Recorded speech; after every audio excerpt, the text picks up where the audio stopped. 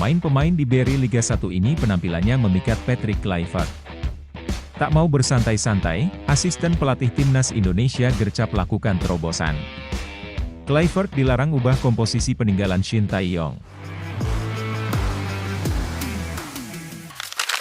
Dua asisten pelatih timnas Indonesia, Alex Pastoor dan Denny Lanzaat langsung bergerak cepat untuk mempersiapkan skuad Garuda menghadapi babak ketiga kualifikasi Piala Dunia 2026 zona Asia. Terbukti, kedua asisten pelatih Patrick Kluivert itu kompak menganalisa permainan timnas Indonesia hingga calon lawan Garuda, yakni Australia. Kluivert ditunjuk sebagai suksesor Shin Tae-yong di kursi pelatih kepala timnas Indonesia.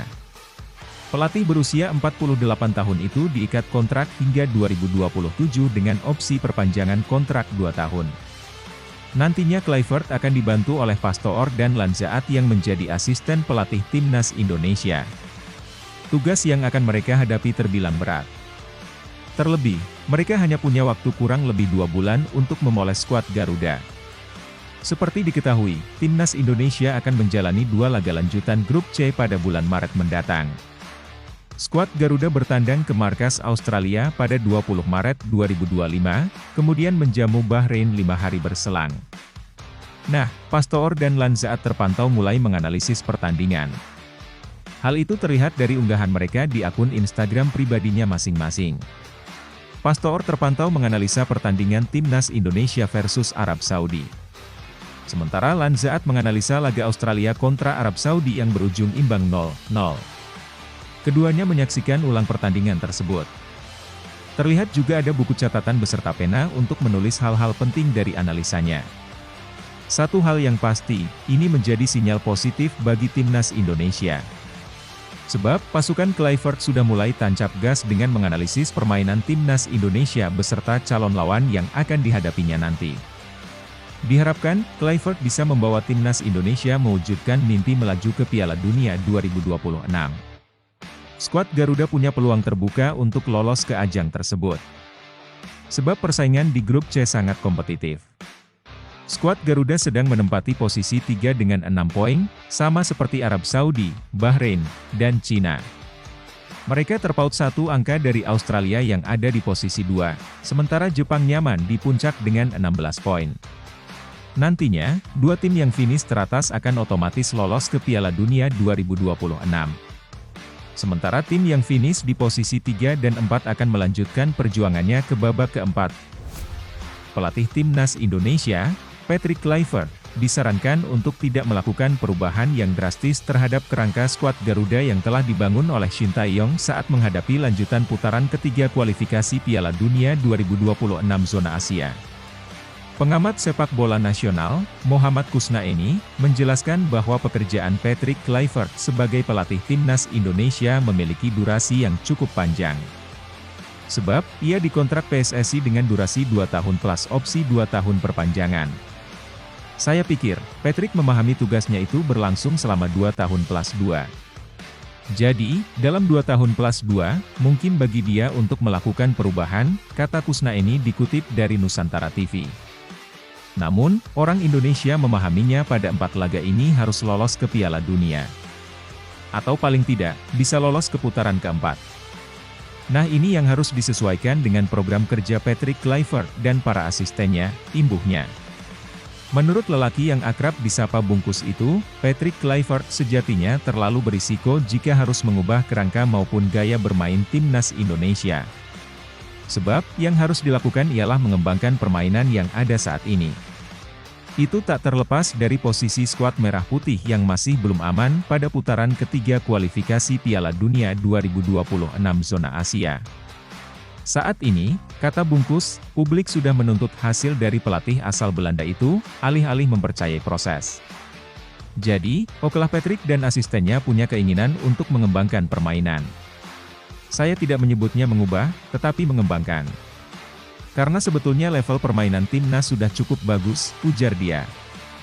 Artinya, mengembangkan ke level yang lebih tinggi. Tapi itu mungkin baru bisa dilakukan kalau situasinya sudah lebih aman. Sebab, pada 4 pertandingan ini, terutama dua laga terdekat. Bagi dia tugasnya adalah memastikan hasil, bukan memastikan cara bermain. Lanjutnya, pelatih timnas Indonesia, Patrick Kluivert, sepertinya harus memberikan perhatian khusus terhadap sejumlah pemain bintang yang berhasil tampil impresif bersama klubnya masing-masing di BRI Liga 1 2024-2025. Patrick Kluivert memang disebut-sebut bakal turun gunung, berburu pemain lokal untuk memperkuat timnas Indonesia. Dia siap mencari amunisi-amunisi terbaik yang tampil mentereng di BRI Liga 1 2024-2025. Sejauh ini, ada beberapa pemain bintang lokal yang layak mendapatkan perhatian. Pertama, Patrick Kluivert tentu layak memantau perkembangan salah satu bintang Dewa United, Egy Maulana Fikri. Pemain berusia 24 tahun ini tengah memperlihatkan performa yang semakin menanjak di BRI Liga 1 2024-2025.